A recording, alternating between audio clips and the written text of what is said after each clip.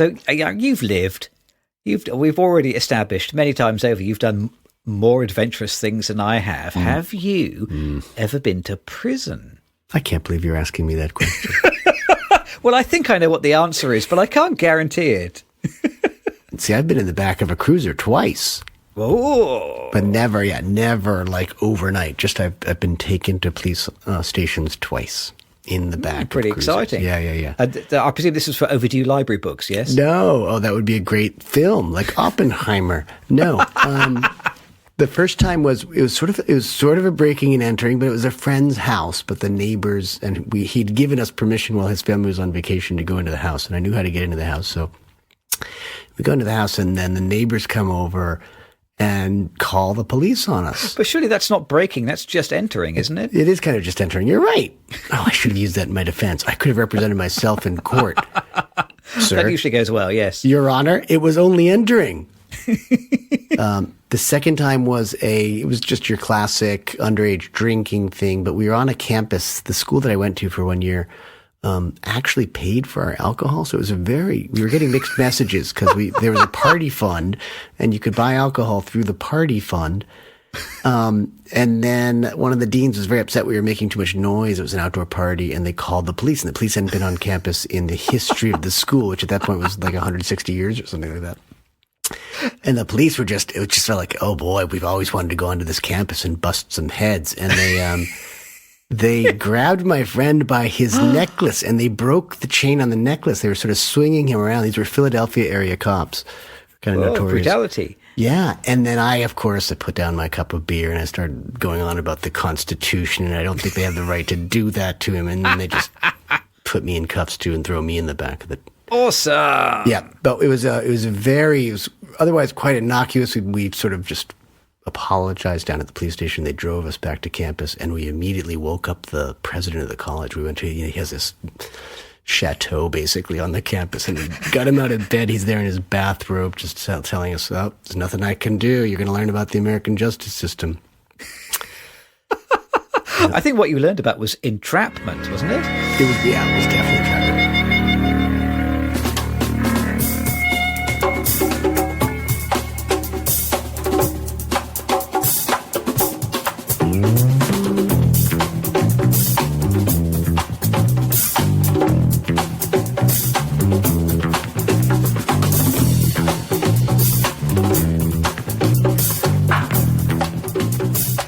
Hello and welcome to the Two Real Cinema Club. I'm James Rosica. And I'm Andres Lorente. And every other week on the Two Real Cinema Club, we look at a new movie. And sometimes we look at an old movie that really doesn't seem to resemble the new movie at all, but we make sense of it for you, dear listeners.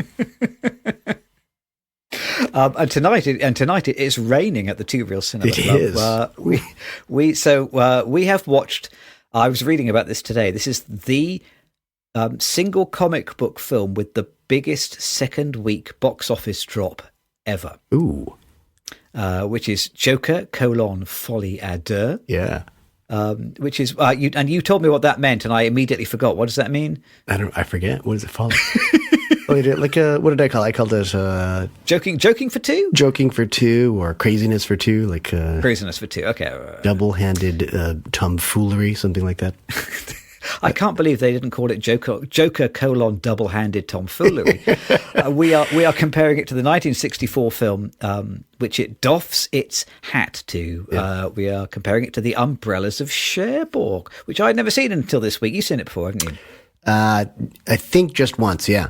Probably on video or DVD. This time it was streaming, but it was memorable. Hadn't changed much in the 20 years since I last saw it. I think that's why we love it, isn't it? Yeah. Okay. Well, so we'll compare A with Z, but we'll start with Joker: Folie, Deux. Supposedly, the big new release for October, not nearly as big as Warner Brothers were hoping. The previous Joker film, on a $60 million budget, made over $1 billion, close to $1.1 billion. And when you have a hit like that, people tend to leave you alone when you make your second film. So same director, Todd Phillips, who made the previous Joker movie, who also directed Old School, which I haven't seen, Starsky and Hutch, which I have, and I'll never get those 2 hours back. All 3 of the Hangover films, which themselves grossed an enormous amount of money. Due Date, which is, I think it's not a Robert Downey Jr. movie. Haven't seen that either. I haven't seen that so broadly, these kind of slightly ribald comedies is what he makes, I suppose. Yeah. A slightly more woke version of Porky's, maybe something like that. This time round, I think as last time, co-written by Todd Phillips with Scott Silver, who was the writer of 8 Mile. Did you see that? The Eminem film. I did see 8 Mile. Surprisingly good, I thought. Yeah, I like that. No, he's got some good. He had some good writing credits. I forgot what else he's done. I mean, he's obviously done these things with Todd Phillips lately, but he's got some decent credits. I was a fan of Starsky and Hutch, I got to say, but I think I had a lot invested in it from being addicted to the show after school when it was in syndication here on television. But I thought it was quite clever, quite funny. More so than that. I mean, I like The Hangover. I guess I don't think I saw the other. How many Hangovers were there? There's 3. I think there's 3. Yeah, and I think he did all of them. You would think you would learn to moderate your drinking after yeah, exactly. 2, or there might be a case for an intervention there, both for filmmaker and for the characters. I don't know. Interesting story behind the new film. So apparently with the first Joker, Todd Phillips only wanted to make a one and done. He wanted to make a standalone film. But Joaquim Phoenix, you got to love him, apparently he had a dream in which he performed songs on stage as Joker. Yeah. And so because of Joaquim's Phoenix's joke, because of his dream, what am I talking about? He really pressed for a sequel. So what they were going to do originally was have a live musical sequel to the film as a live stage event on Broadway. That was the original plan. And then surprise, surprise, in 2020, the pandemic happened. Yeah. So that wasn't going to go ahead. And then 2021 basically saw the heads of Warner Brothers change. So they brought in new heads of the studio, Michael DeLuca, Pamela Abdy took over. And so pretty much the first thing they did when they sat in the big chair, Warner Brothers, was greenlight a sequel to Joker, because the first one had made over $1 billion. And their kind of thinking was, this was the film which had redefined what a comic movie could be, and made $1.1 billion. So interestingly, Todd Phillips, big enough to get his own say on how the film was made, he refused to have test screenings. Famously, he refused to involve Warner Brothers DC Universe team, which is James Gunn et al. So kept everybody at arm's length, wanted to make his own film his own way, and got away with it. Yeah. Well, I say got away with it. I wonder whether it's sort of caught up with him now. Shall I tell you the story of Joker, Folie? I've seen the film, so you don't have to tell me the story, but you should tell everyone who's listening the story, and I might listen too. We will save you at home the bother of going to see the film by telling you the story.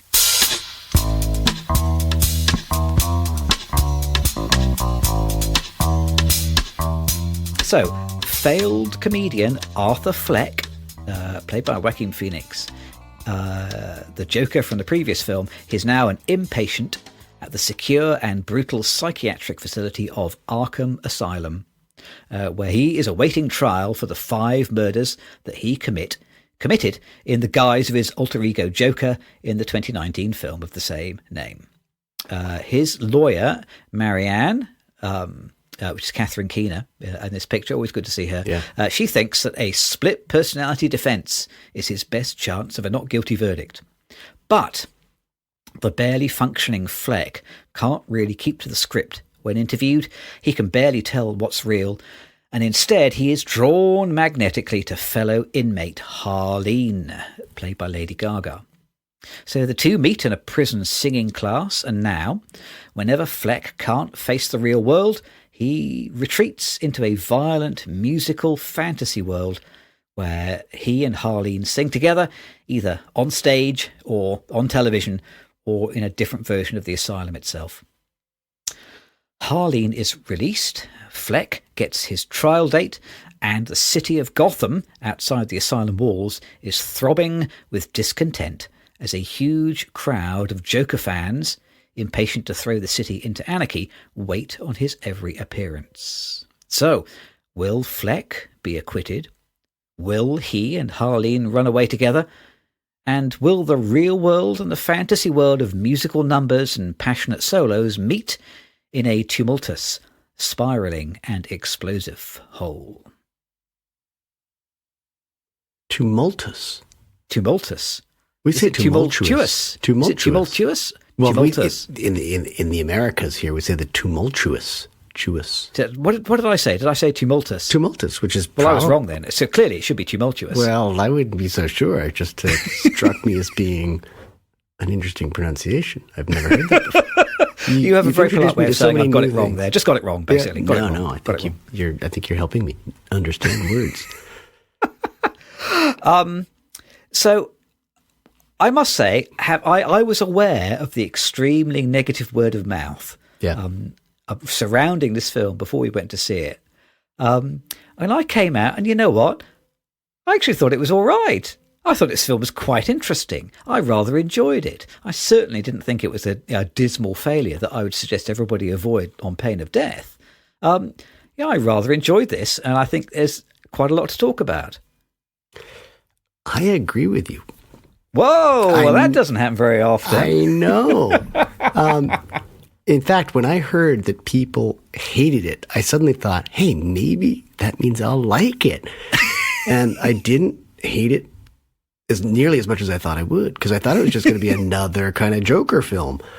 And I think the problem here is really that Todd Phillips was really trying to make a film. He was trying to do cinema. He was trying to do something outside of the really tight reins, I think, of the superhero genre. So, and he pulls off a couple scenes that I thought were wonderful. But obviously, making it into a musical is a big step, and probably a mistake. But I thought there was some value to it, and I think we do have a lot to talk about because I didn't hate this. I'm not going to say I loved it. It's not. I don't think it was a great film by any means, but I did not hate this film. Now, from you, that is a 5-star review. I know. I mean, I think I can understand why this film was a disappointment to some cinema goers, because if you went in hoping for a Batman movie, then yes, you are going to be disappointed. Yeah. I think even for people who are hoping for a film more like the 2019 film. So, that film was very dour. It was effectively a remake of King of Comedy, but with clown makeup. And this film doesn't even really follow very closely the tone of that original $1.1 billion grossing film. So I wrote in my notebook here, I said it's like going to see a new Batman film, and in the film, Batman starts a vineyard and he plants vines, and then there's some bad weather, and he hopes to win a wine prize, and his head of fermentation quits. And you get to the end, you kind of think, well, that was a pretty good film about running a vineyard, but it's not a Batman film. It's a film about and this is kind of very much the same. Yeah, it is dour, and I think a lot of people may have gone in hoping for some bursts of ultra-violence, which were certainly present in the 2019 film. And there are very few flashes of that kind of over-the-top comic book violence, really virtually a stroboscopic moment and nothing more. Yep. But instead, I think one ends up with a bit of interesting characterization and I think a pretty interesting film. Yeah, I think everyone's a little uneasy about it because it's outside everyone's comfort zone. There's no one, I think it's outside of the director's comfort zone. I think it's outside of the actor's comfort zone. And it's definitely outside of the audience expectations and the audience comfort zone. So I think that's why people are disappointed. And I think it's up to us to sort of try and decide what to make of it. And it's not going to be easy because I'm not sure what was real and what was fantasy, and musicals are naturally fantastic, right? There's naturally this great dearth of reality in your average musical, so it makes it even more confusing here. And I think that's probably the thing that plagues the film the most, is that we're not even sure that what we saw was a story that takes place in that DC universe or whatnot. So I think that's the biggest thing that makes us all uncomfortable watching it. But I wasn't really bored. I thought there were some scenes that went on too long. I think 2 hours and 20 minutes was more than it needed. I think the courtroom scene, which the whole trial procedure that takes a lot of this film, was kind of unnecessary, or could have been done with much more agility, I guess. So, but there's a lot of good stuff to talk about here too. But I have ideas of why it doesn't work for most people, and I'm sure you do too. Yep. Well, yeah. No, I think I do. I wrote in my notes here, this is a crazy, risky, lunatic film. Yeah. But I wonder whether, for all the backlash at the moment, I think this film may be viewed more fondly in 20 years, Write it in your diary now. Write it in your diary and see whether it works. Shall we ring... I've got a few things to say, but they will involve spoiling the film pretty badly. So shall we ring that big cartoony bell? Or just shoot up that thing in the sky that Batman uses to say that, or that they tell Gotham City alerts Batman to the Joker's presence. The spoiler sign. Yeah. Yeah. Okay. We'll ring the bell now, and then we will spoil away. So for those of you who are planning to go and see it still, who haven't seen it, and it sounds like there's not many of those people, then fast forward 15 minutes. Otherwise, spoilers ahoy.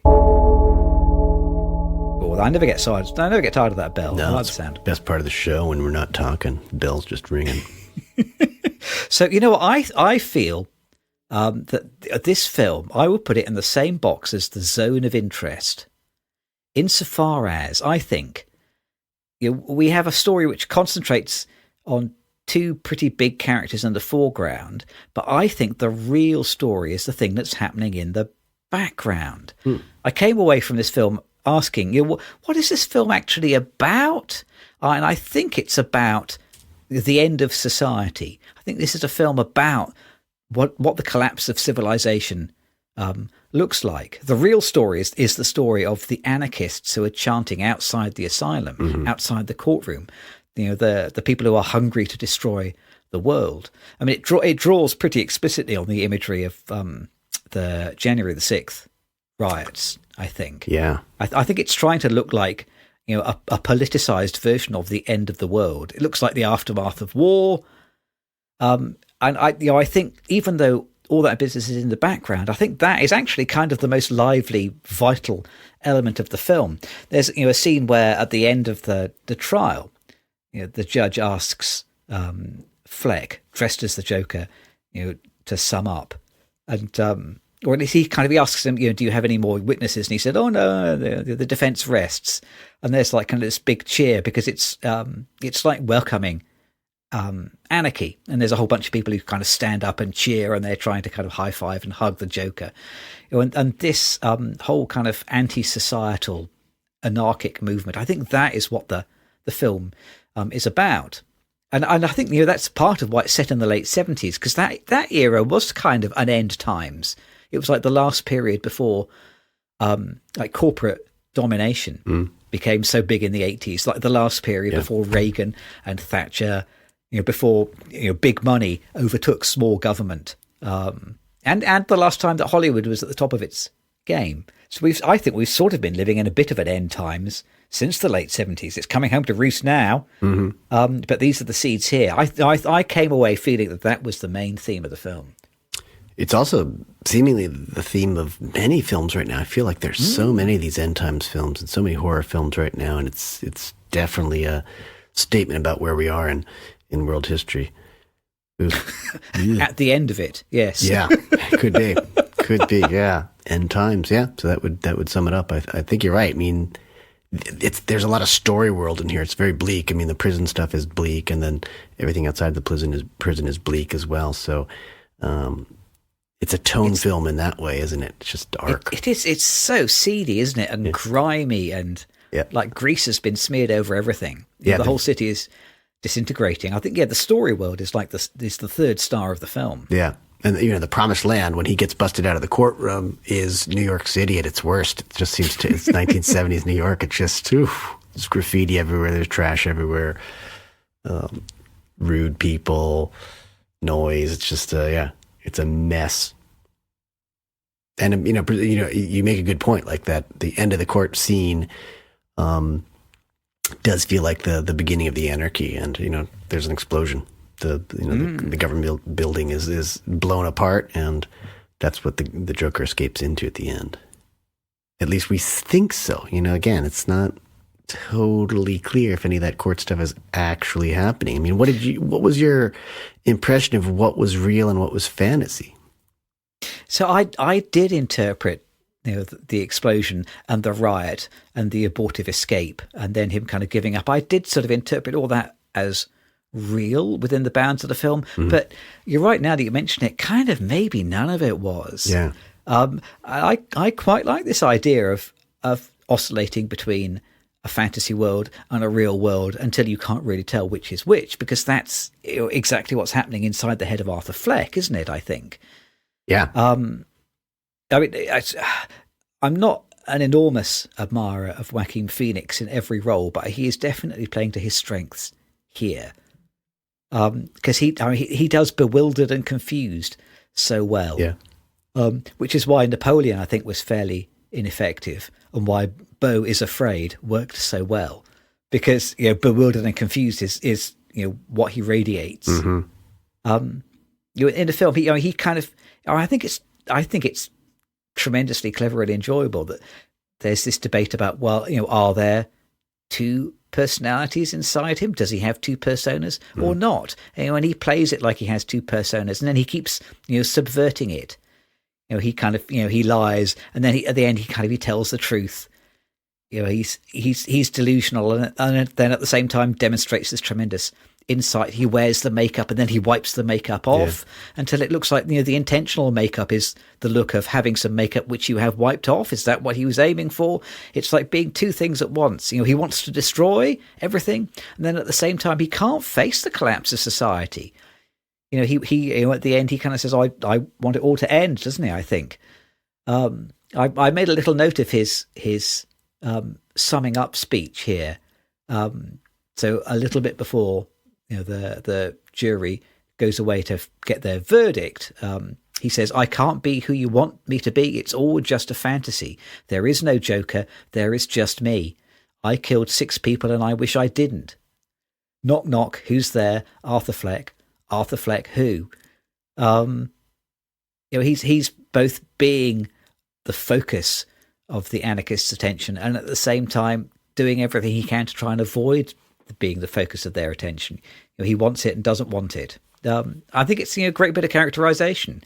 He's kind of contradictory. And in the same way, I think Harlene's character is the same, isn't she? She's kind of rich and contradictory to the extent that I wasn't entirely clear by the end of the film which bit of her life was a lie and which bit of it was real. But I think that's the idea, isn't it? It's very well cast, I think, and well written, like from a character standpoint. From the point of the main characters, at least. Maybe the supporting characters a little bit less fleshed out, but I think those main two are very well written.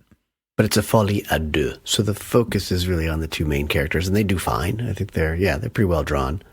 And it does seem like this sort of study in mental illness and hallucination and what is fantasy and what is not, and I guess the perils of following someone as a leader who might not be that well to begin with. So, and that's where I think that's where a lot of the disturbing stuff comes from. And there's a scene where you see her sink, right, and she's on some sort of medication as well. So, and we see him taking his medication and showing his tongue so that he can to the guards so that they can verify that he's swallowed whatever he's taking. So, there's definitely a lot of suggestion that they are both suffering from mental illness, and there's also that on the medicine, off the medicine excuse of whether something is actually real or if the characters are actually imagining it. And I think that's where I get confused. And even she seems quite a spirit. Like she gets into his cell during solitary confinement. She's able to visit him easily when he's in prison during the court scenes, I believe. And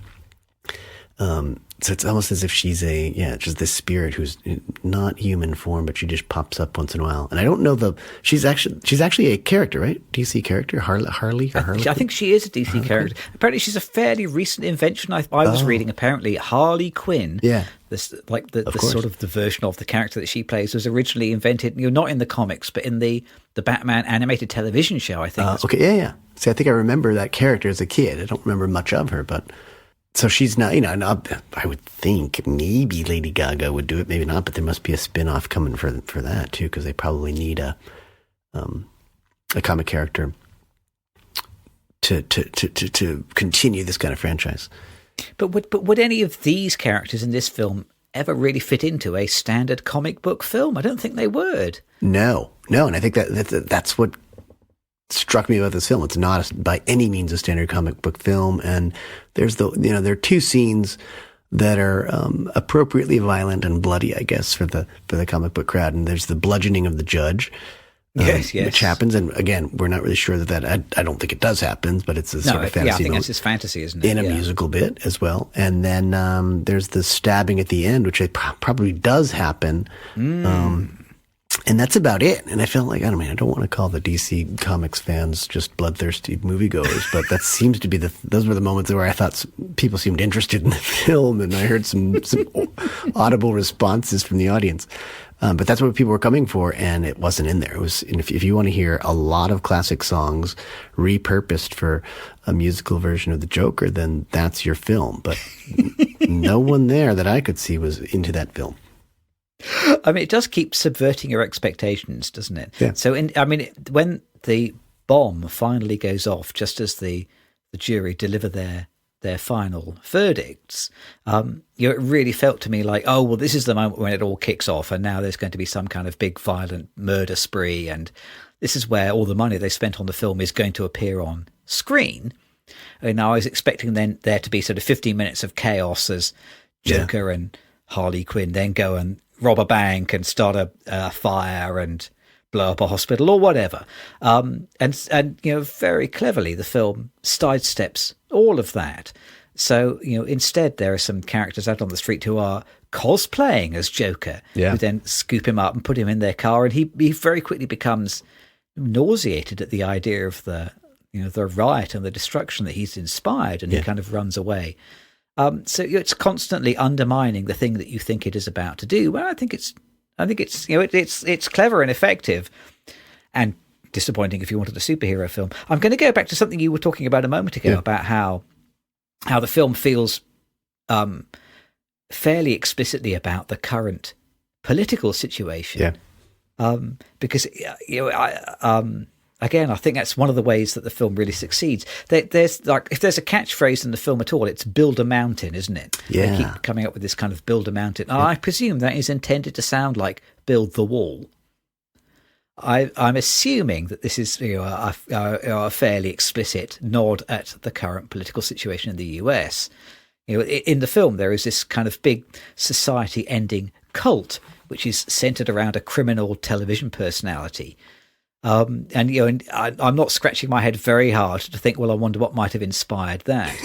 but wider than that, I made a little note of what the psychiatrist in the film offers as his diagnosis for Fleck, because the lawyer is hoping to get him off on a psychiatric diagnosis, and he literally says, I wrote it in my notes, I can't give you a psychiatric defense.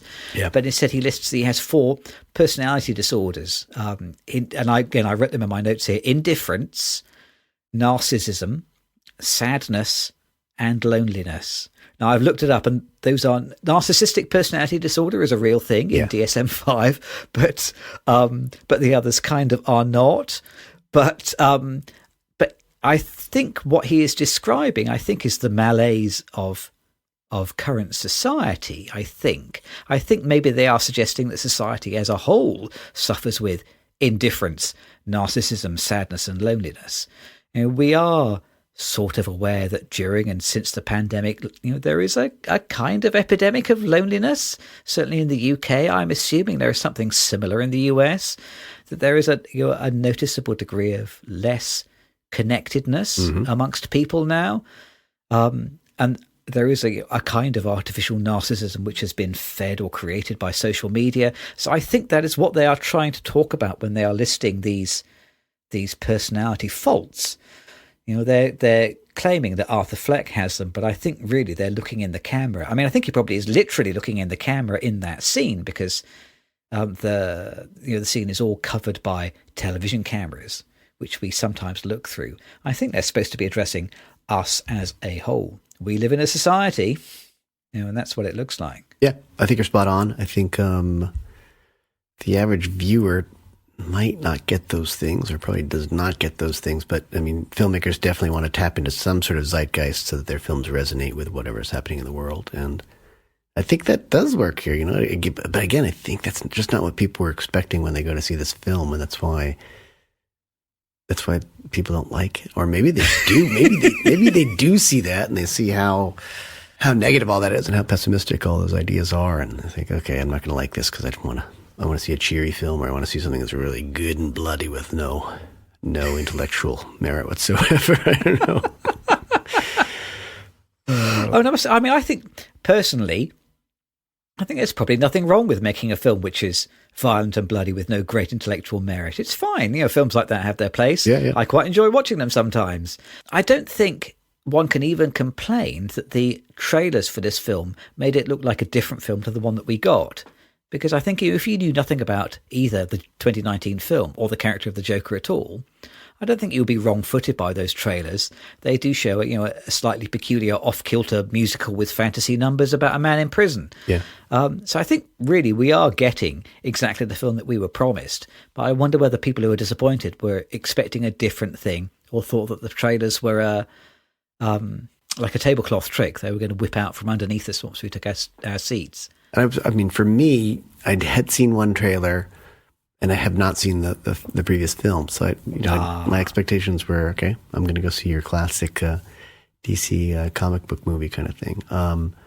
And it starts out as an animation. It felt a little bit like a retelling of the previous film, or an important element of it, and it also brings up that multiple personality theme right away, because it's an animation of the Joker and My Shadow. Me and My Shadow is the name of the animated film, right?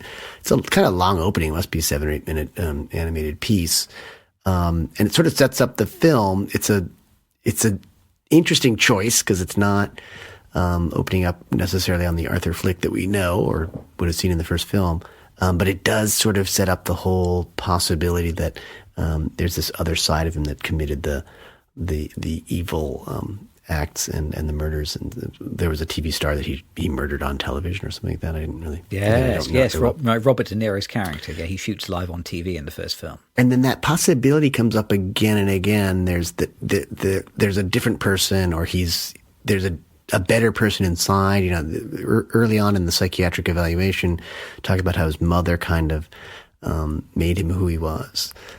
So the blame shifts, and that he's really not that way. It was his mother's fault. And then the one witness that he cross-examines, is it Gary Puddles? What's Puddles' name? Yeah, Gary Puddles. Puddles. Yeah, who is a character from the first film. Yeah, so that's the one cross-examination. And, you know, Gary is really distressed because the Arthur Flick that he knew was the one person who was nice to him, I guess. Yeah. So there are these little elements here and there, and by the end, he wants to be with Harley, and she's no longer interested because he's no longer really the Joker, and he seems to like disempowered by the effects of the courtroom, and she actually walks out probably before he gets the final verdict. I forget. She walks out on him when she's been in the courtroom the whole time, and she eventually walks out on him.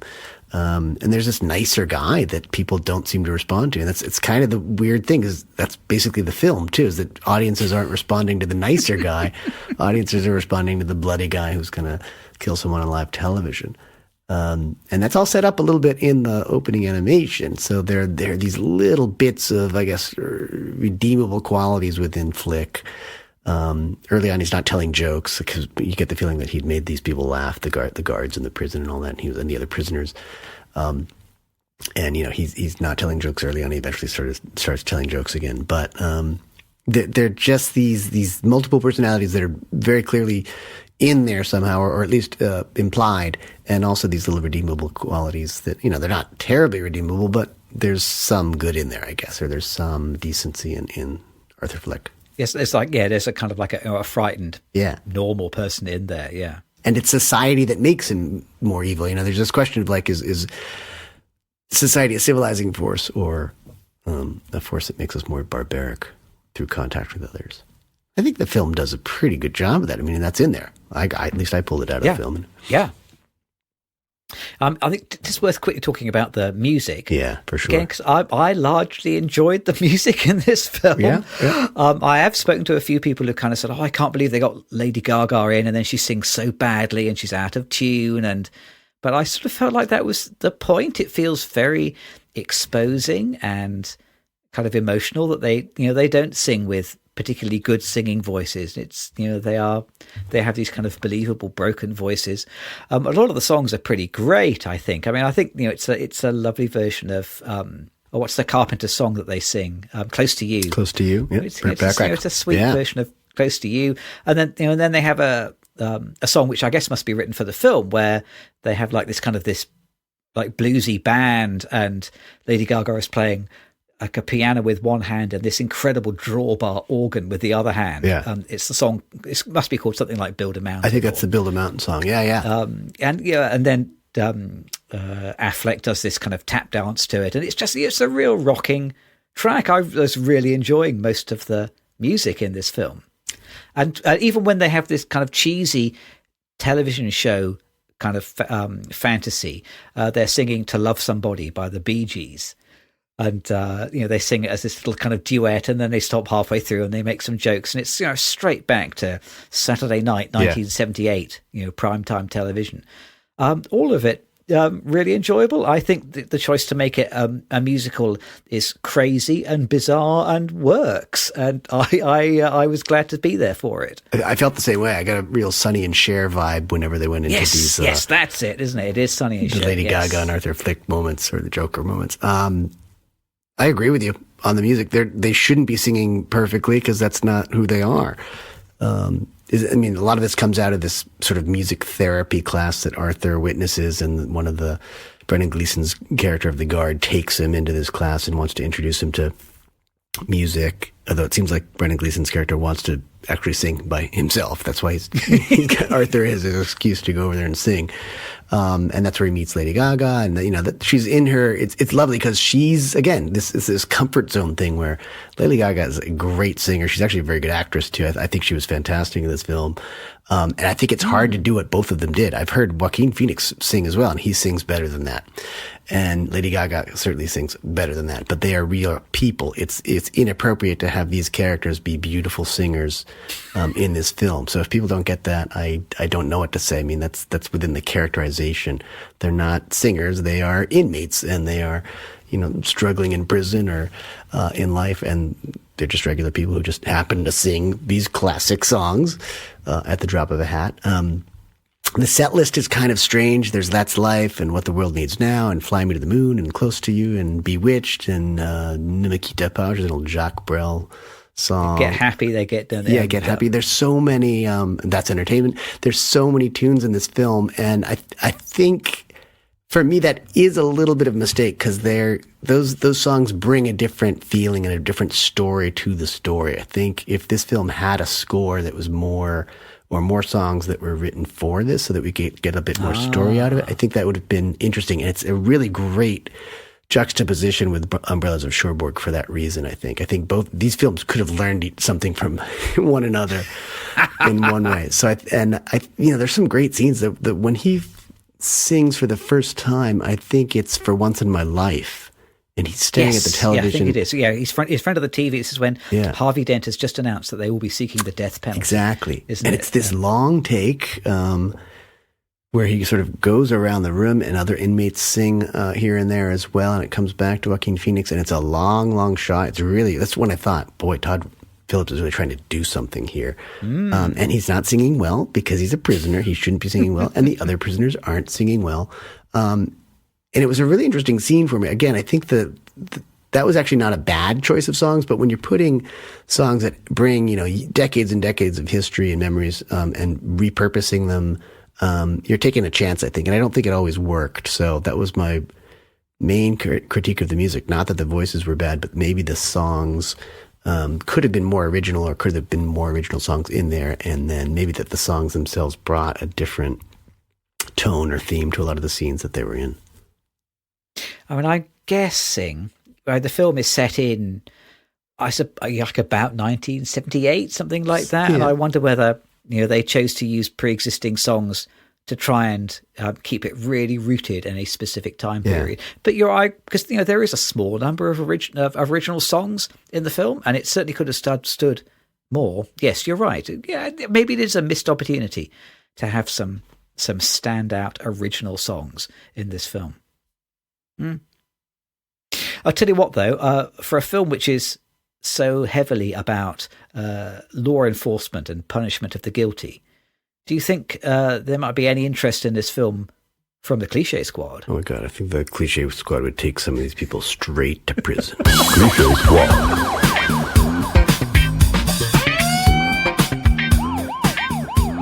I did. For all that I enjoyed the originality of this film, there were some cliches. I've put some on my list. Have you got some on your list? I liked some of the cliches that I saw. So that's not allowed. I know. No, I like them. Sorry. I wrote down brutal guards because I was kind of telling you earlier that there is a prison fairly near the hospital where I work, and so not seldom I will meet both inmates and prison staff in the course of my work, because sometimes people who are in prison come for operations. And I don't doubt there is brutality and cruelty in prisons. I'm sure they are very scary places. But, every single prison guard in every single movie, I like the ones in this film. Whereas when you meet real prison guards, you know what? They're actually three-dimensional people with quite a tough job. And all the prison guards that I've met in the course of my work generally being kind of quite nice people. So brutal guards, here they are. It's guards type A. They're not characters, they're cutouts. That's what I wrote in my in my list. And the other thing, it's just the portrayal of psychiatric illness. Because this film is trying to sort of have its cake and eat it.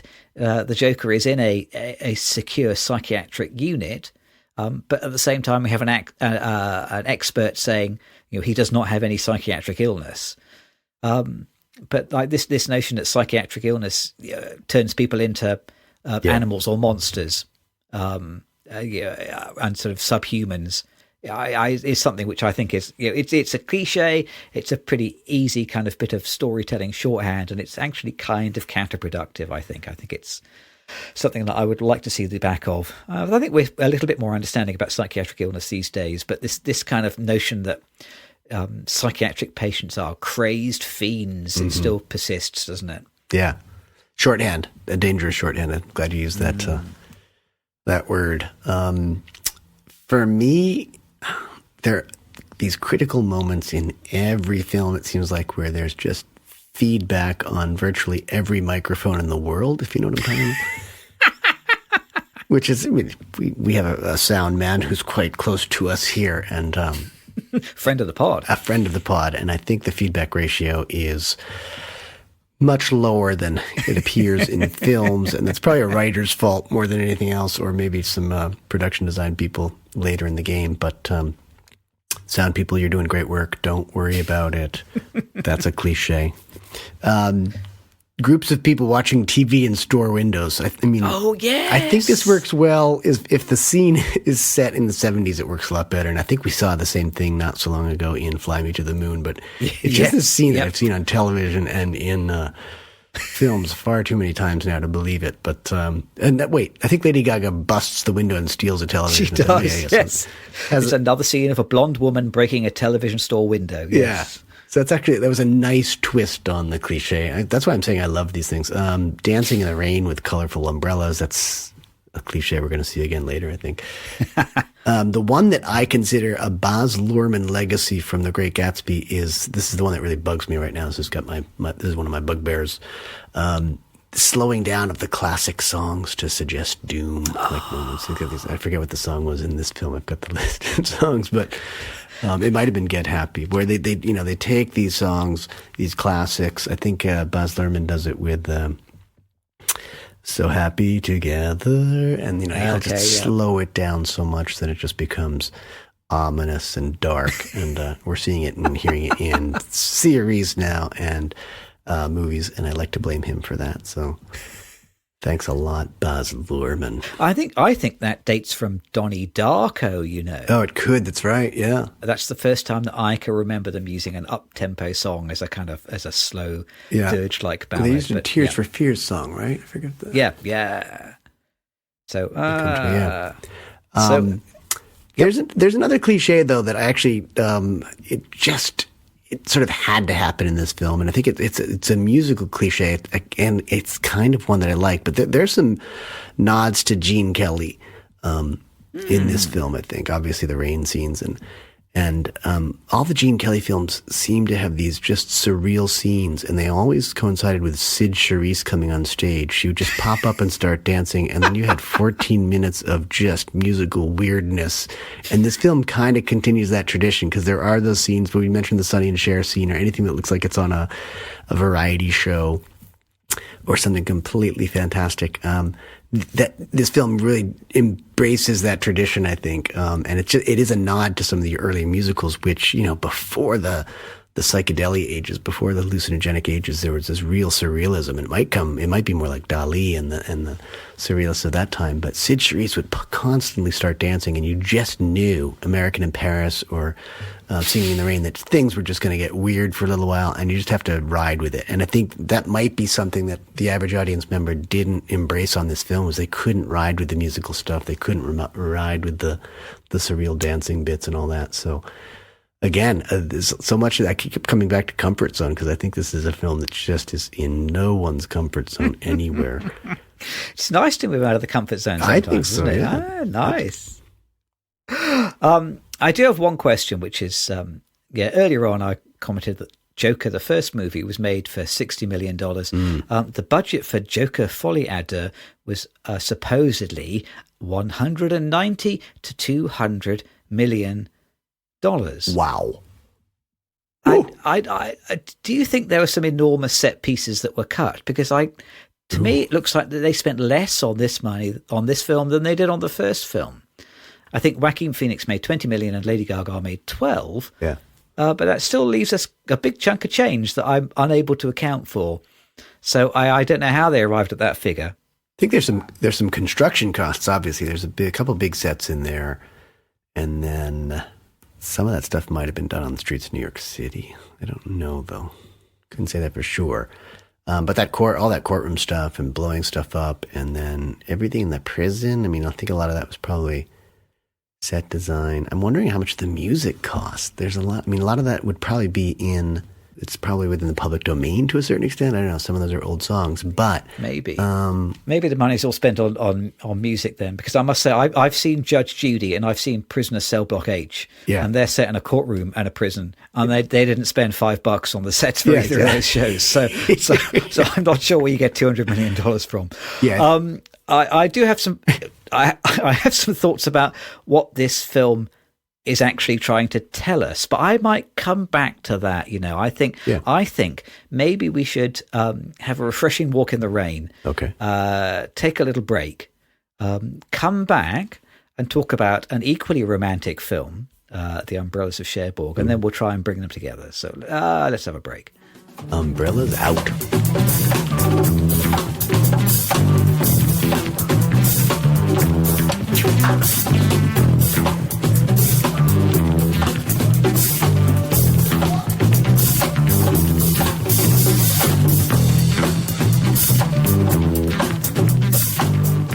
This episode of the Two Reel Cinema Club is once again brought to you by our friends at the Friends of the Freedom from Religion Institute. That's FURRY. And our friends at Feline Facial Recognition and Retinal Imaging, also FURRY. FURRY. Their collaboration, as many listeners know, has really focused on the American Pledge of Allegiance and its lack of inclusion for secular people and all cats. Which is a damn shame, because the final lines of the pledge are indivisible with libraries and justice for all. Or liberties. Sorry. Liberties. I'm not sure about that, but I think it's liberties. All our friends at FURRY have addressed a pressing and dressing concern rampant for decades in American society. Maybe across the pond, too. If you're like me, you don't like the 20-year fad of exposing one's underwear by pulling one's trousers down to around the waist so that we can enjoy the sights and smells of what my grandparents called the original unmentionables. It's an affliction that attacks mostly young men. Is this still happening in the UK, James? I reckon yes. I guess it's a fashion style. It definitely encumbers mobility, but what do I know about fashion? Did belts and suspenders go the way of the dodo bird over, around, and behind my back? Inspired by the Pledge of Allegiance, the people at Furries, that's the two organizations together, they've collaborated to create Undies Visible. They have transformed the underwear fashion world much the way the Centre Georges Pompidou transformed the architectural world. Are you familiar with that building in Paris? We walked past it this spring. We did, yes. So you are intimately familiar with it. The insides of Undies Visible are on the outsides, and the outsides are on the insides. So why not show off all of your underwear all the time? With Undies Visible, the boxers, or the tighty whities, the bikini briefs comprise the loins and groins of the trousers hiding the actual jeans. They come in a rainbow of colors, such as pamplemousse, I think that's grapefruit in French, aubergine, that's eggplant, citron, that's like a lemon or a yellow, mandarine, sounds a little bit like urine, but it's actually like an orange. And then they've got shit brown, which is, I think, merde brun en French, en français. They also come in styles such as Little Sailor, Gen Z jeans, camo, disco, and commando, among many more and many less. The beauty of Undies Visible is that they employ wick-wise technology, which makes any stains disappear. So in case of an accident or need of a different fashion statement, you simply collapse Undies Visible on themselves, and then you wear them inside out or outside in, depending on your perspective. We've all done that. Yes. Now you've got a permission structure to do it more often. There's no more need to carry that extra pair of underwear in your rucksack. You can enjoy the freedom of a speedy costume change, just like the stage actors have. No more need of bungee cords or bits of twine to secure the pants. That's pants or trousers in America. To the hips, and no more belt or suspender misuse and abuse. No more awkward, upright mobility. And best of all, those who encounter you don't have to look at your underwear because you are treating them to your Undies Visible instead. Undies Visible, pledging allegiance to dress codes of minimum respect to fellow humans who don't really want to think about the cleanliness of your unmentionables and really don't want to see your ass crack.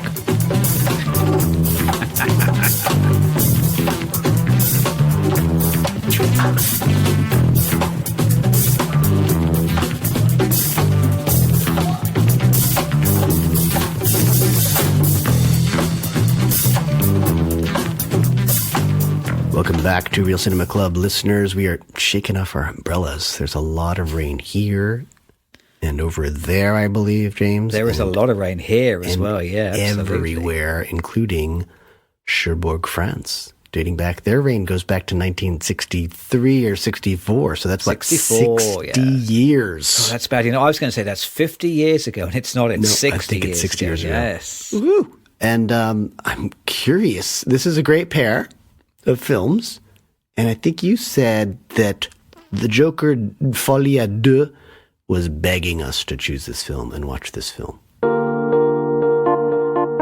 you have any other questions for me, Counsel? So in the Joker trailer that I watched, and about the 10-minute mark of Joker Folie à Deux, there is a scene where he walks from his wing of the prison over to the wing that has the singing class, and entirely fatuously, all of the prison guards, they have a different coloured pastel shade umbrella, and the camera makes a big thing of looking from above down at these pastel shade umbrellas. So I think that trailer is deliberately inviting us to compare the film to the Umbrellas of Cherbourg.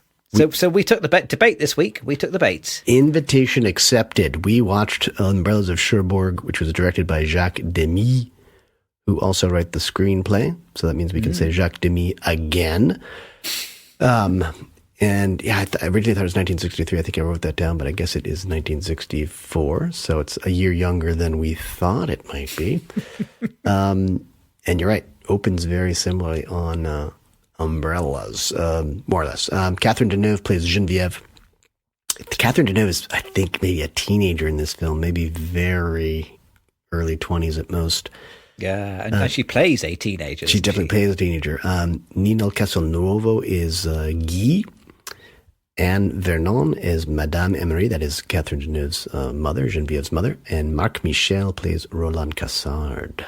Now, this film is a sung-through musical, meaning that every word, every line of dialogue is set to song. Yep. There's no spoken dialogue at all in the film. And none of the actors in the film really were particularly strong singers. Yep. So they are all dubbed. I didn't realize this until after watching the film. They've all been dubbed by professional singers. Yeah, I remember that. But it's well done. I mean, it's not super obvious that it's dubbed, but... I didn't notice until I had to look it up after the film. So, completely went over my head. With all the camera movement in this film and the microphones of that day and age, it would have just been impossible, I think, to capture any decent sound on set. And then you'd have that score would be blasting all the time. So I'm not surprised. I think, dubbing was pretty common back then, especially in the European films, I think. Yeah, a lot of post-sync dialogue. Yeah. Yep. So, probably not out of the ordinary at that time. Shall I tell you a story? Oh, I would love to hear a story, but can you sing it? The film opens on very unrealistic rain. Can I change my mind? You can.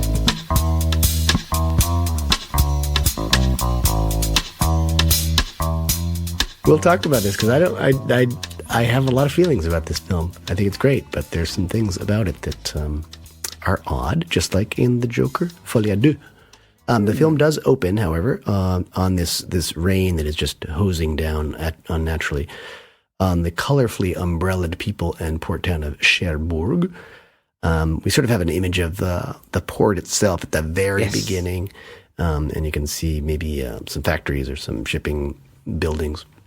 And a lot of people in naval uniforms walking back and forth. Yeah. So it's definitely port atmosphere, story will just build up. I mean, most of it's done on a soundstage for sure, but we did get an establishing shot. We soon learn that Guy is an auto mechanic and Geneviève works in an umbrella store with her mother, and their store is under the apartment where they live a pretty modest life. Guy lives with a homebound aunt and Madeline, who is unrelated, I believe. I think so. So I felt like she was like the nurse or something like that. I didn't quite understand what her relationship was. I was, given what happens later, I was worried that they were related in some way, but I think she's just a young woman who helps Aunt Emily, I think is her name. Yeah. And I don't think Madeline ever calls her aunt, so that would be the... Phew. That would be the definition of not related. Guy and Geneviève are in love, but with no money and plenty of disapproval from Genevieve's mother. So there's no chance of them marrying, having a family, and owning a gas station, as Guy envisions. Genevieve's mother imagines a better life for herself and her daughter if Geneviève marries Roland Cassard, who's a wealthy traveling jewelry buyer and seller. Guy receives notice of military service so that he must complete. It's in Algeria for 2 years, and there's conflict that has broken out there. As Guy disappears into the steam from the train that slowly takes him away from Geneviève, who's receding on the platform behind him, he and the viewer are asking the same questions. Will he ever marry his true love, Geneviève? Will he die or be seriously injured in war? Will Geneviève be pregnant after the one and done in his modest boyhood bedroom behind Auntie's back? Does Esso sponsorship and extensive product placement guarantee the film's success? What could possibly happen in parts 2 and 3 titled The Absence and The Return, respectively? And can they possibly continue to sing every line of dialogue in the Michel Legrand masterstroke jazz opera score that defines this classic film? Spoiler for the last question. Yes. Yes. I think of this as a jazz opera, so I don't really think of it as a musical. Yes, I like that. Yeah. Have you made that up? Is that a known thing? I like to think that I invented it, but who knows? It's a couple of hours old, so I haven't even researched whether there's such a thing as a jazz opera. But I think that's kind of what it falls into. And the music, I think, is fantastic. I love Michel Legrand's work there. It really struck me the very first time I saw it. The singing, as you said, it's funny because it still doesn't sound like particularly professional or operatic voices. And it's probably not supposed to. These are common people. These are shop owners, auto mechanics. The jewelry guy might be a bit more sophisticated, but that doesn't give him a more sophisticated singing voice or anything like that. So it's probably appropriate that they're not fantastic singers. But I don't like the lyrics. And I do like the lyrics because they're kind of the way people talk. There's one point where Genevieve and her mother are in the umbrella shop, and this guy's looking for the hardware store, and he pops his head in and sings, where's the hardware store? And they say, oh, it's just around the corner, best just past the barbershop or whatever. Like every trivial detail is sung. It's a song. And I think that's fine. But I actually don't like the melodies. I find the music to be, and this is true of me in opera. I'm not an opera fan at all. So I didn't find the melodies to be particularly memorable. There was no really catchy song. You're listening to this great jazz thing. If you took away the music, if you took away the vocals, the music would just entertain you for the whole film for sure. But then you'd have a silent film, I guess. There is a main sort of melodic line which repeats again and again in the film. And I did come to the end and find myself humming that for the rest of the evening. Yeah. But I do agree, all the incidental stuff does feel a little bit like people kind of making up notes at random. Yeah. Not what I would really call a melody. It was quite a way through the film before I realised that in French, all the lines do rhyme. Yeah. Because certainly in the English subtitles that I was reading, they make no attempt to make any of them rhyme. It's just very matter-of-fact translation. Exactly. So, they are trying to make it a little bit poetic. But I agree. I think there's only one melody that I came away with, but they make the maximum use out of it. Yeah. Comes back again and again. This was the first time you've seen this? It was the first time I've ever seen it. I feel, having seen this film now, I feel a little bit like someone who has experienced, many, many aspects of Western culture and never, ever read the Bible. And because I feel like,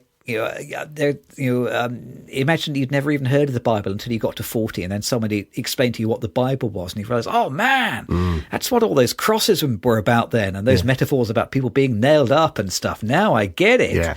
Having seen this film now, I can see what an enormous influence it's had on so much since. Yeah. The first thing that comes to mind is La La Land. Which is clearly broadly a copy of this film, a respectful and enjoyable copy, but it's an homage to this film. Yeah, I was reading apparently this film was a major influence on Barbie, although probably more to do with hairstyles and wallpaper than anything else. I don't know whether you've seen Absolute Beginners, which is a 1980s British musical. It's clearly an influence on that.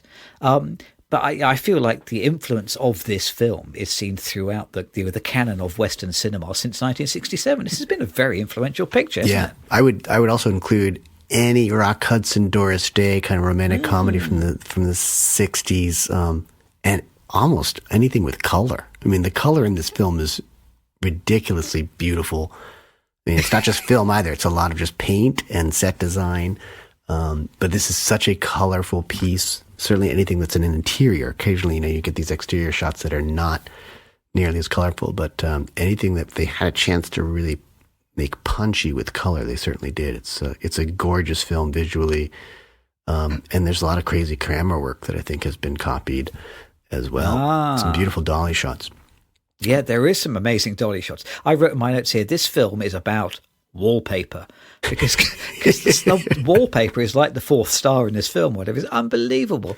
It's kind of pink and yellow and purple and these stripes, and then there's like the Genevieve's mother has got this kind of this wallpaper which is like oranges with blue leaves. I mean, just absolutely incredible. Yeah. It's and about Esso, wallpaper. Esso products too. A lot of Esso products. Yes. Yeah. And also, like the dresses, all the kind of the pastel shades that they wear, the hair. This is definitely a film about colour. I strongly suspect that someone somewhere has got a very deep color theory explanation Oh. of every scene in this film. I don't know what to think about that. I'm not particularly good with colors. Yeah. I am a bit, I think, blue-green colorblind, so it slightly goes over my head. But this film is largely about the colors. Interestingly, I was reading that to me, he shot it in Eastman color. And the problem with that stock is that it fades badly over time. Oh. So to counteract that, he made a 3-color black and white print. Which will preserve the color, because so this is like a Technicolor process print. So you have one print for magenta, one print for cyan, one print for yellow, I think. And because it's just black and white film, which you use to reconstitute the color later, then that will never fade. Wow. So he made a special 3-color print to preserve the original for the future. The version I watch is like a digitally restored 2K sort of restoration. And was astonishingly colourful. Yeah. Aside from the colours, I think jazz opera is a great name for this kind of film. It is really operatic, isn't it? It's a very simple story. It's very sweet, but it's just boy wins girl, boy loses girl. Spoiler coming up: boy finds new girl. Yeah. There's not a great deal of subtext or a subplot. I've wrote here in my notes, there is no real antagonist except fate. There is no real hero except love. There are no real losers except the elderly, who all politely die off during the film. Yeah, they do, just when they need to. And there is no more sophisticated theme than love will take a meandering path. That's what I wrote in my notes. I think that the theme of this film is largely choose your wallpaper wisely, and love does not take the straightest line. But I found it a lovely film. It's very sweet, and I was walking on air for a couple of hours after watching it. Yeah. I found it romantic and sweet and enjoyable. I wonder which stays with us longer, wallpaper or the profound decisions that we make in life. I think that's also kind of the theme here too. For me, it's a lot about arranged marriages to a certain extent. Like the two marriages that end up happening, or the two partnerships that end up happening, are both kind of arranged. Like Genevieve's mother definitely hooks her up with Cassard. It's just as much for her own financial well-being as it is for Genevieve's future. And even the ultimate marriage between Guy and Madeleine is kind of arranged. It's this sort of, you mentioned something about fate there just a moment ago, where it just seems fateful, like they're so commiserating in Aunt Amelie's death. They can benefit from the inheritance that she's left behind for Guy.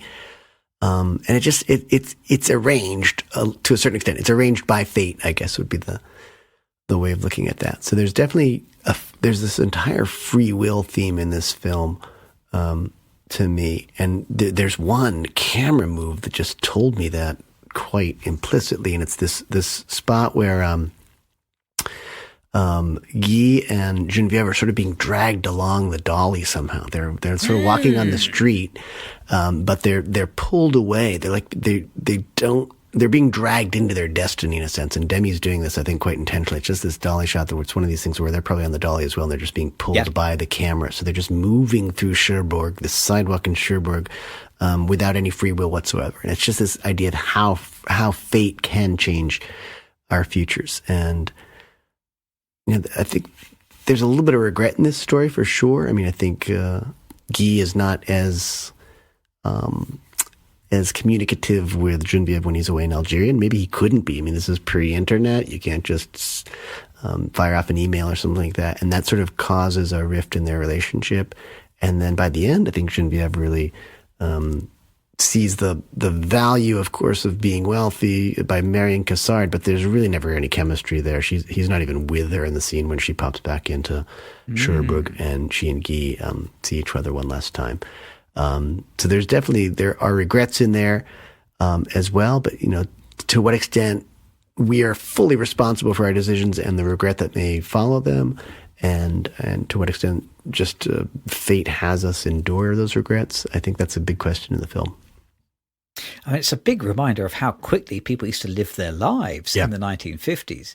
I mean, Guy, he gets an awful lot done between November of 57 and June of 1959. It's like it's 18 months. Yeah. And in that, he's in love. He gets called up for national service. He returns. His aunt dies. He buys a gas station. Yeah. I mean, man, I wish I could have squeezed that much into 18 months of my life. It's amazing. Yes, and the film is structured in such a way the audience should know that there are I think there are the three parts that I mentioned, but then we get these updates occasionally on what month and what year we are in, and it runs from 1958. I think spring of 1958 is the first one. I think it's November 57 is when it opens. Yeah, and then we finally jump up quite quickly. The last 4 years kind of just come up at the very end. It's December 1963, Christmas of 1963. And there's some great little moments though that I would like to draw attention to. We quickly get these, again, great filming, these long takes in this sequence of Cassard and Geneviève getting married. And there's this nice little touch where Madeleine, who's still living there in Cherbourg, she sees the wedding happening. And she's, we understand that she's reported this to Guy. I think is that a single shot that there's this slow dolly into the towards the church door as the newlywed couple come out, and then the car draws up between the couple and the camera. They climb in, and then the camera just reaches the car window just at the moment that the car drives away. And then I think, am I right? Then the camera turns and it sees Madeleine. Seeing them. All of that happens in a single camera take. It's a great bit of cinematic storytelling. Just beautiful. Exactly. It's a beautiful moment. And from there on out, that's when Guy sort of starts to, he has this, right before the aunt dies, he goes on this bender. He actually just does a lot of drinking. He's binging. He meets a dancing girl who just happens to be also named Geneviève. And in the time that he's gone on this bender, he comes back home and learns that Aunt Emily is dead. So then Madeleine and Guy are sort of commiserating. And from that, the relationship starts, and he buys the gas station with the money. And there's this wonderful moment where they're really not together yet, but he's asking her, about spending her life with him. And she says this wonderful thing. She says, "I'm not unhappy."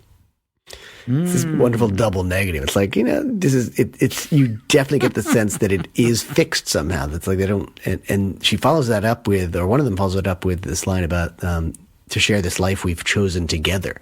And the whole scene seems really convoluted because they haven't really chosen it. They're really not happy. So she could have just said, "I'm unhappy," but she said, I'm not unhappy. And then by the end, I mean, I really like the end of this film. I think it's actually quite wonderful that, Guy has the store. They seem very happily married. They have a son named Francois, Madeleine and Guy. And then, on a trip back into town, Geneviève arrives at this gas station that might have been her life. It might have been something that she ran with Guy, but as fate would have it, she arrives with the daughter that she had with Guy, and her name is Françoise. So they both end up with children named François and Françoise. I think Guy knew that she was going to name the boy François, and it turns out to be a girl, and it's Françoise, and then he ends up having a boy and names him François. He doesn't want to see his daughter, though. He doesn't really want to spend much time with Geneviève. It's just, he seems so much happier than Geneviève at this point. It's this simple happiness. It's a lovely theme, I think, in the film. But you've also got these little regrets, too. I think if only one of them had written more, like Guy had written more, or she had waited longer, or if only she wasn't so poor that she had to marry for Cassard, things must have been so different. And it's a lovely moment. And the close of this film, I think, is fantastic. There's this snow globe kind of moment of the finale with it, where there's snow. It's Christmas at Cherbourg, and Madeleine and Francois come back from their little shopping trip, and Geneviève has just left. And Guy and the whole family, they seem very, very happy. There's this genuine happiness. And there's this little metaphor in the film. You tell me if you saw this as well. You get this view of the Esso, prominently branded Esso gas station, and there's this fence across the street from the gas station, and it's open. And it's this, I think there's this little touch of freedom there. It's like he's not fenced into Cherbourg. There's just so much attention brought to this fence and this space in the fence. And I think that was very intentional. And he's in his hometown and might not be a flashy life, but he's happy and he's not stuck there. He couldn't be kept there because I think his happiness and his reconciliation with his fate is making him happy. He's in good shape. Lovely about the fence that utterly passed me by. I must say, I do find it a little bit difficult to feel bad for Guy in any way, because basically he spends the whole film choosing between two of the most beautiful women who ever lived, isn't he? It's that guy hasn't got it that hard, It's this film is constantly denying its beauty. There's this scene quite early on where Genevieve is in bed and her mother comes in and says, "You look awful." Yeah. And you look over at Catherine Deneuve and you think, "No, you look like the most perfect human being who ever lived. What are you talking about?" And then a little bit later on, her mother says, "Oh, you're having a terrible life in this dreary shop." And you look around the shop and it looks like a Technicolor test car, doesn't it? It's every colour under the sun all over the walls. There's nothing dreary about this shop at all. No. I need to wear sunglasses going into this shop. The film is constantly denying its beauty. There's one other outstanding dolly shot, which I think kind of is strangely mysterious, that Roland, and you tell me when I pronounce his name wrong, the guy who was the jewellery salesman who ends up marrying Genevieve, he explains to her mother sort of like a little potted life story. Yeah. So he's standing next to the fireplace in their apartment and he explains about, he had an unhappy love affair and then he went travelling. And while he tells us this, the camera cuts away to this really long dolly shot around the upper floor of an outdoor shopping arcade. And the camera just kind of pans around this shopping arcade, and it's like a little bit of historical footage from 1960s France. And it's beautiful, and yet at the same time, sort of mysterious and strange. And it almost makes me wonder whether this is something that Demy had shot for a different scene, and was so pleased with this particular bit of camera movement that he wanted to make sure he got it in somewhere, and it was otherwise a fairly boring scene. So we get this as the background to his like a little life story. Yeah. But I'm sure there's probably something a little bit deeper. It's something to do with commerce and living the life of the traveling salesman.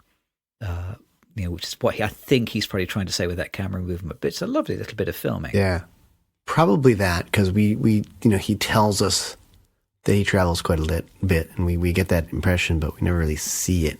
He's never shown outside of Cherbourg, as far as I can remember. And the same thing with Deneuve. She comes back, Genevieve comes back, and she looks very stylish and rich, but we never see what the life in Paris is like, or what the life abroad is like. That is kind of a jarring shot, isn't it? It's like an early mall. I would think of that as a shopping mall. Yes, it's an arcade. Yes, that is what it's like. And it felt like it was a different country. That was the other thing. So maybe he was trying to show that this man was cultured or well-traveled. But the funny thing is he doesn't have much of a life. He says he was with this woman, it just ended, and then he met Genevieve, something like that. There's very little dialogue in there. There's very little background. Yeah, it's a strange world, isn't it, where you can go into an umbrella shop and you can glimpse a 17-year-old woman in a jewelry store and then decide to marry her immediately. I don't want the umbrella, but I would love to marry your daughter. And I think to a certain extent that it's underscored that he has no life. I mean, he doesn't seem like a very interesting character. He's really just a monetary solution to their present difficulties. So maybe it's appropriate that he has no backstory, because he's just the money man. But it would have been easy for them to turn him into a bit of a tyrant, or a playboy, or a drunk or something. Yeah. But no, he's like he's blandly pleasant, though, isn't he? And he does the right thing by her pregnancy. Yeah. He's not an antagonist. No. And you don't come away thinking this is going to be a disaster for her. You've probably just come away thinking it's not going to be quite as star-crossed as the life that she might have with Guy. Yeah. But then the star-crossed life you have when you are 17 and 20 is probably a little bit different when you're 40 and 37. She could have done worse. There's one other thing I want to go back to, which is when you talk about when Guy goes on his kind of bender, which is like, it's the most French bender imaginable, isn't it? He gets fired from this garage for being a bit stroppy, and presumably he probably has what we would now call PTSD from fighting a war in Algeria, but that sort of thing is not discussed or understood in 1964. But then he goes off and he drinks like 3 cognacs in a row and gets drunk in this very kind of, this extremely French way. So it's not like he's staggering around and singing. Instead, he goes to the umbrella shop and it's turned into a washing machine shop. So he just kind of noses around a bit and then goes to a brothel. I mean, it's just the most French bender imaginable, isn't it? That's how they do it in French. No one's morose. They just go to a washing machine shop and then visit a brothel. Yeah. For all that this film is about colour and about sweet melody, I did come away kind of thinking the characters in this film, they go through some hardships, but they're not particularly hardships. And I suppose it's trying to tell a pretty soft, simple story, isn't it? It's not, it doesn't end in the tragic death of one of the young characters. There isn't a duel. Somebody doesn't, get knocked over by a bus or whatever. It's small little life decisions and the way that they play out. So I, in a way, I'm slightly surprised that it had, the emotional impact on me that it did. But I came away having really enjoyed this 90 minutes. It's a brisk film, isn't it? It doesn't waste its time. It's just 90 minutes. I wrote in my notes here, romantic, sweet, gorgeous, colourful, melodic, enrapturing, but light and fluffy and lacking teeth. It doesn't have teeth. But you don't need teeth to eat candy floss. It's sweet and brightly coloured. Yep. And it's not overly long by any means. It's a pretty brisk 134, I think. So it's maybe eye candy. But I think there's some. I think you mentioned that it's a pretty simple story, and that's perfect. I think it tells it very well. It's quite an achievement that they sing the entire thing, of course. And I think it's a perfect film in that way, in the sense that it just has this easily reached ambition. Definitely reaches it, satisfies it, tells a good story, has us thinking. I mean, I remember just thinking about this film a lot after the first time I saw it, because the ending seemed so tragic to me. But in seeing it this time, I felt like it wasn't as much about missed opportunities. It was much more about coming to grips with reality and really making the best of what you have. And I think that's exactly what happens. And I think this time around, I felt Guy was in a much better place. I thought maybe it's because he lost Catherine Deneuve, but I thought, God, dude, you screwed up the first time I saw the film. And this time I felt much more comfortable with where he ends up. And I embraced Deneuve's sadness a little bit more, because I just, the husband sort of disappears. They get married, and I think that's the last time you see Cassard in the film. Yes. And you don't see a whole lot more of Deneuve. It sort of becomes Guy's film when he comes back to Cherbourg. But I definitely sensed more sadness on her part, that he didn't even want to see the daughter. I'm sure that was like a difficult decision for him as well, but he didn't even want to see the daughter because he'd moved on, and he'd moved on successfully. Whereas I think for her, the fact that she's pulling up at an SO station that she probably thinks maybe was his, or had already heard that he'd opened this store and that she wanted to see him again, I felt like she had a bit more regret in her final decision. And it wasn't really a decision. It was kind of, as I said at the beginning, this is sort of an arranged marriage for both of them. Hers is much more clearly arranged, but his is a different type of arrangement. But he ends up happy, which is, I think it's good testimony to him as a character, that he could come around and build a happy life from the very low that he hits by the time that bender takes place. There's not many films that you can call perfect. There's certainly not many films that I've heard you call perfect. This is quite an achievement. I feel like I've filled in one of these big gaps in my cinematic knowledge. Yeah. I loved it. It's great. Yeah, it's great. Loved it. I think, and that, I say that even not really liking the voices, not liking a lot of the singing. I still think it's a really good film. I mean, if it were really melodic and really as beautiful to the ear as it is to the eye, this would be just a masterpiece. Well, speaking of masterpieces, I forgot what country I'm in there. Speaking of masterpieces, let's try and bring these two films together. But before we do that, we will have a quick round of my favourite bi-weekly game. Let's play Who Am I?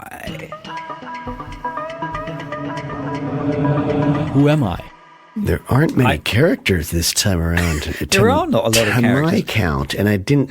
Are there doctors? There are some doctors, so you've got a chance here. Maybe you should go first. I put down. Of course, I am the Doctor in Joker. Insofar as there is a psychiatrist who appears on the stand. Yeah. And literally today we were talking about DSM-5 over lunch, which is the Diagnostic and Statistical Manual for Psychiatric Disease. Yeah. This is the sort of thing that we talk about in our house. So yeah, we were wondering openly which personality disorders the psychiatrist is talking about. So I'm sorry, is it narcissistic personality disorder? Is it antisocial personality disorder? I'm not sure. I need to look it up. But these are the sorts of things we talk about at home. So yes, I identified myself as the rather nerdy, bespectacled man sitting in a chair being grilled in the courtroom scene in Joker. Who not that he comes across as particularly empathic or sympathetic either. Actually, it's not someone who I would boast of feeling that I am like. But he was the closest to me, I think. Yourself? I didn't see myself too much in these films, but I'm going to go with Guy, and I think this is aspirational. He is terribly good looking, you're right. Exactly. He's extremely good looking, yes. And I'm the kind of guy who would have lost Catherine Deneuve, so maybe that's part of it. I love the idea of a mechanic who rides a bicycle. I think that just matches me. I'm sort of like a teacher who doesn't teach and a writer who doesn't write, so I shouldn't be a mechanic who fixes cars, but a mechanic who rides a bicycle. So I love that scene. There's the mechanics are given the same operatic treatment. They have to sing their lines too, even if it's just about going out to see a movie with a friend or what you ate for dinner or whatnot. But the guy who repeats at least twice, I prefer going to the movies. Yeah, exactly. I don't like the opera. Take me to the movies, which is funny because this is a jazz opera. But there's this rack of bicycles. It seems like he's not the only one who is a bicyclist. For his commute, but a mechanic by trade. So it's wonderful to see them all washing up and getting the grease off their hands and then grabbing their bicycles and going home. So I think that's me. Not bad. I wish I had the self-confidence to say I was like Guy. Oh. Right. Well, let's see if we can draw the two films together then. Rise to the challenge. Let's do our synthesis. See if we can make it.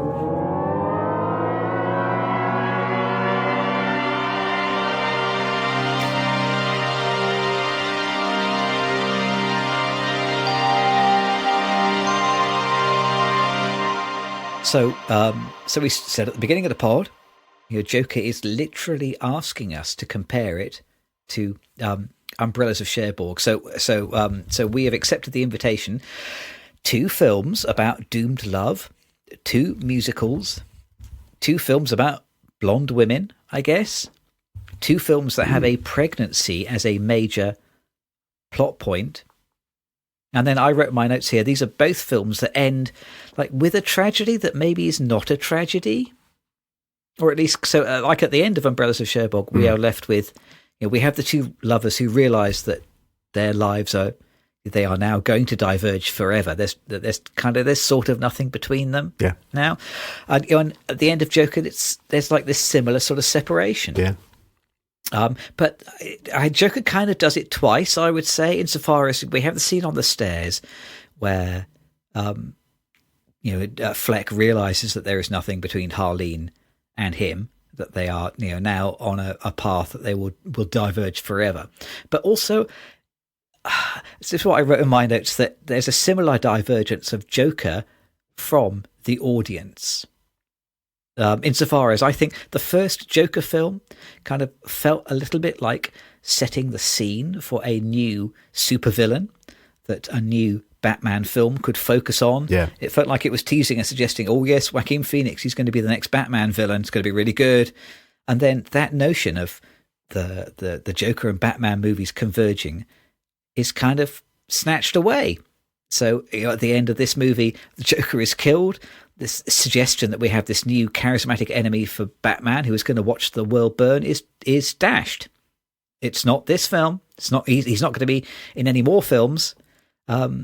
So in a way, Joker is doing the same thing to us that Guy is kind of doing to Genevieve at the end of the film. What do you think? Bit of a stretch?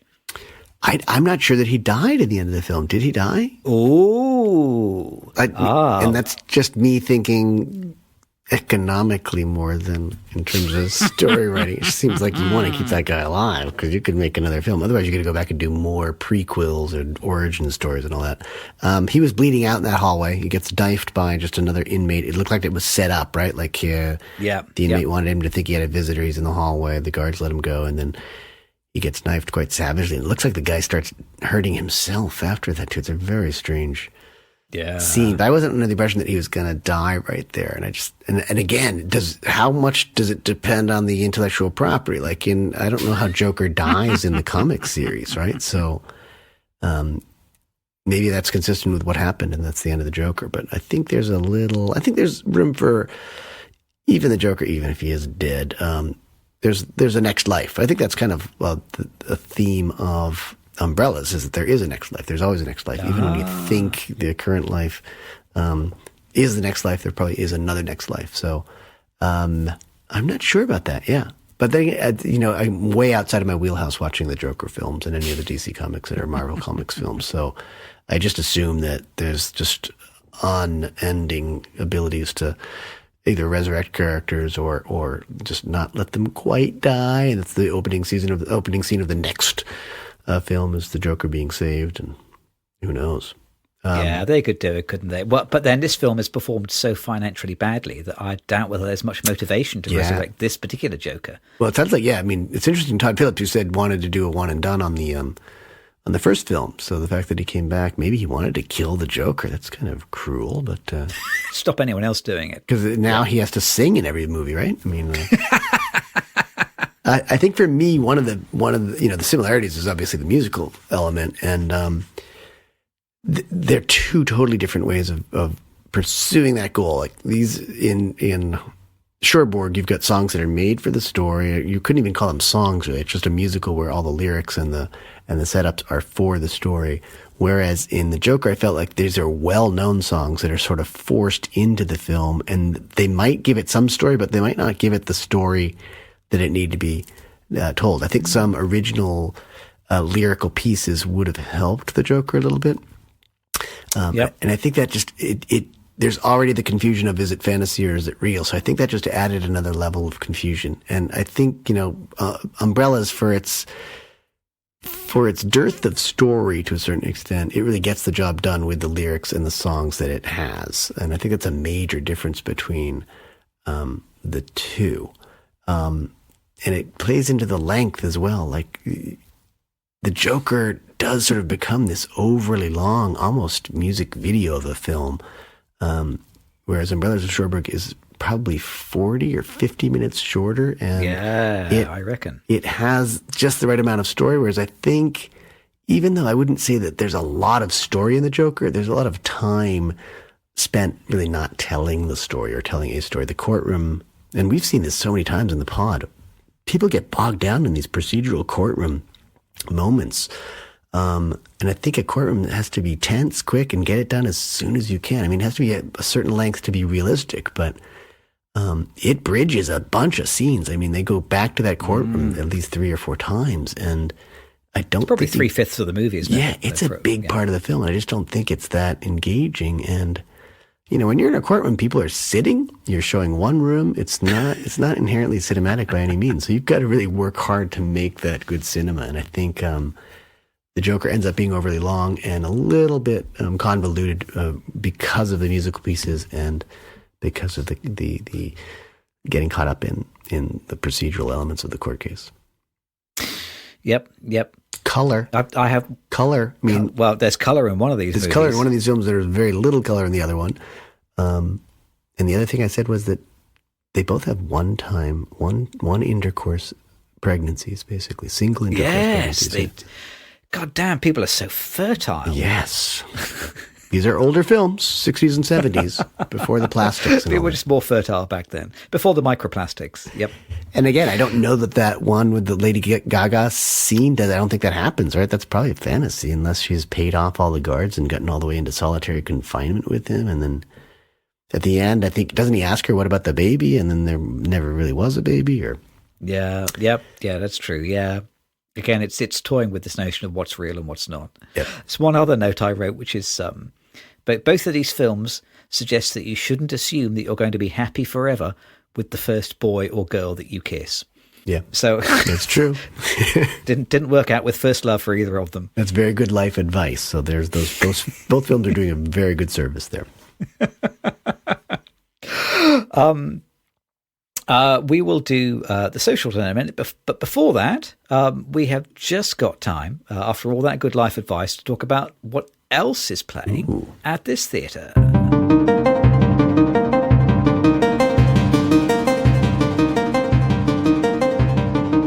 Wait, I always go first on this. I'm going to force you to go first. What you seen this week? Anything else? It's been much more of a documentary couple of weeks. Yeah. I think I mentioned Join or Die the last pod. If not, I'll mention it again quickly. It's just about joining clubs and being more. Yes. Okay, so yes. I did mention that one. I saw a film called Wade in the Water. It's a film about African surfing and how surfing probably originated in Africa and aquatic culture. Just that Black Americans and people of color in the United States are sort of underrepresented in the surfing scene, and they're really, really zeroing in on a number of clubs that are actually promoting surfing among more diverse crowds, and also just aquatic culture, the nature of very interesting analysis of a lot of just, again, racism in this country of, very few Black Americans owning any waterfront property and certainly on the West Coast and beachfront property, and how when they did have clubs, they actually got run out of town and run off the beach. So it's a very good little documentary, not like playing widely or anything like that, but it was in town. And then I saw Clear Day Thunder, which is about the American chestnut tree, which was sort of devastated probably in the 20s, 30s, 40s, started to just die off. So Clear Day Thunder is a sound, they call that, you'd hear these thunderous droppings of trees just knocking out other trees, and it sounded like thunder, but it was on a clear day, not a rainy day.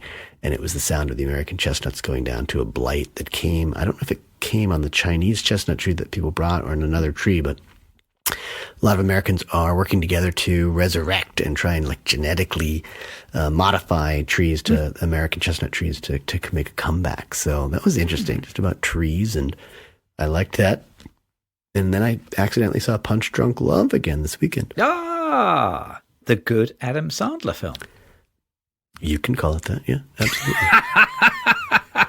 To each his own. I have the script for Punch Drunk Love sitting on my shelf downstairs. I quite like it. I'm fond of it. I think Adam Sandler's pretty good. I don't particularly like the film, and I'm not a Paul Thomas Anderson fan, as we probably know, with the exception of a couple of films. Right. We talked about There Will Be Blood and how like 80 or 90% of that film is really, really good, and then you helped me understand the ending, and then I realized, I didn't like that. But I think Boogie Nights was it for me, and I should probably go back and see Hard Eight to see if that's any good. But the other films, So Adam Sandler, yeah, pretty good. The film, that's a meh film for me. How about you? What have you seen? So this week we watched Inside Out 2, the Pixar sequel, which is now, I think, the highest grossing animated film of all time. It's made nearly $1.7 billion, outstripped all the other animations. And I'm happy to say, thank goodness, it is actually pretty great. I enjoyed the original Inside Out, although it was never it was an A, but never an A plus for me. Yeah. But this time around, I think this is Pixar back on top. This film had me at 7 minutes in. I'm sure you know the setup. I don't know whether you've seen Inside Out. I haven't, no. Give me a setup. So it's an animated film where the main characters are the different emotions of a teenage girl. So we follow her sort of inner life. So, she lives her life, and she is signing up to the ice hockey team and sort of meeting friends and going through all the usual teenage traumas. And we see her emotional life through these personified emotions of joy, anger, sadness, disgust.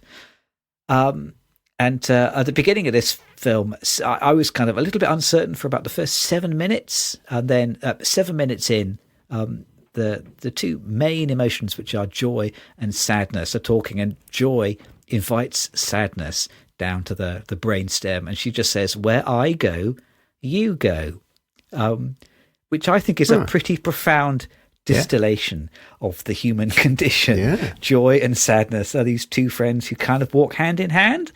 I think that's a pretty great observation, and that's they managed to sort of distill the entire message of the original 2015 movie. Yeah. This time round, so the main character, she has some new emotions because she is a teenager, so anxiety turns up and embarrassment turns up. But they actually contribute. I found the whole thing actually pretty profound, pretty moving. I think it's Pixar back on top. I really enjoyed it. I think it's very good. Well, that's great news. Good. It's nice to see a sequel that does well, that yes, does a service to the original material. Not just a cash grab. They, when Pixar, are firing on all cylinders, I think, they're able to produce something pretty special. Just time for the socials. So we are on Instagram. We are at 2 Real Cinema Club. You can read the blog at 2realcinemaclub.com. Comment on our YouTube channel or email us. We love your emails. We are 2realcinemaclub@gmail.com. Next time round. So next time we're going to take the lift to the popcorn counter and talk about some more nonsense there. And then in 2 weeks' time, it's back to Death, Destruction and Mayhem. We are watching new Netflix movie Woman of the Hour, and comparing it to Dirty Harry. We're going into the realm of serial killers. Dirty Harry I think that's the first of the Harry Callahan films with Clint Eastwood. Yes, vintage Clint Eastwood. Yeah. I'm not sure that I've ever sat down and seen all of Dirty Harry from the beginning till the end, It's good. I've seen it a number of times. So now I haven't seen it since I've actually matured quite a bit. Have I ever matured? Okay, maybe not. But I'm hoping that my immature aged, there we go. Aged not so well.